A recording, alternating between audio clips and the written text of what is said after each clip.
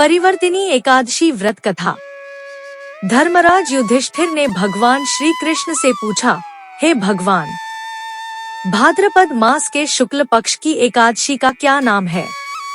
इस एकादशी के व्रत की विधि और महात्म्य क्या है?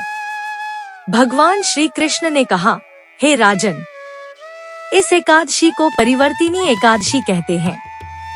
इसे वामन एकादशी के नाम से भी जाना जाता है। इस दिन व्रत करने से वाजपेय यज्ञ का फल प्राप्त होता है। इस एकादशी के व्रत से सभी पाप नष्ट हो जाते हैं और अंत में मनुष्य स्वर्ग लोक को प्राप्त होता है। अब मैं आपको एक पवित्र कथा सुनाता हूँ। सतयुग में बलि नाम का एक बहुत बलवान असुर राजा था।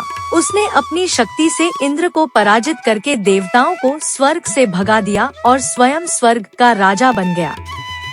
तब देवता भगवान विष्णु के पास गए और उनसे अपनी रक्षा करने की प्रार्थना की। देवताओं की प्रार्थना सुनकर भगवान विष्णु वामन अवतार में प्रकट हुए। भगवान वामन ने ब्राह्मण का रूप धारण किया और राजा बलि से भिक्षा मांगने के लिए गए। बलि ने उन्हें देखकर कहा, हे ब्राह्मण देवता, आप मुझसे जो भी मांगना चाहें, निःसंकोच होकर मांग सकते हैं। तब भगवान वामन ने राजा बलि से 3 पग भूमि दान में मांगी।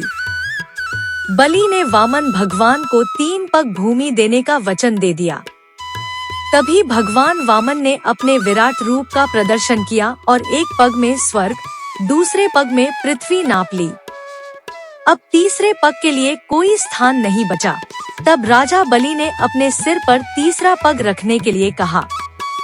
भगवान वामन ने राजा बलि के सिर पर अपना पग रखकर उसे पाताल लोक भेज दिया। परंतु भगवान वामन ने बलि से कहा, हे बलि, तुम धर्मात्मा हो, इसलिए मैं तुम्हें वरदान देता हूँ कि पाताल लोक में तुम्हारा राज्य रहेगा और हर वर्ष मैं 4 महीने तक तुम्हारे महल में निवास करूँगा।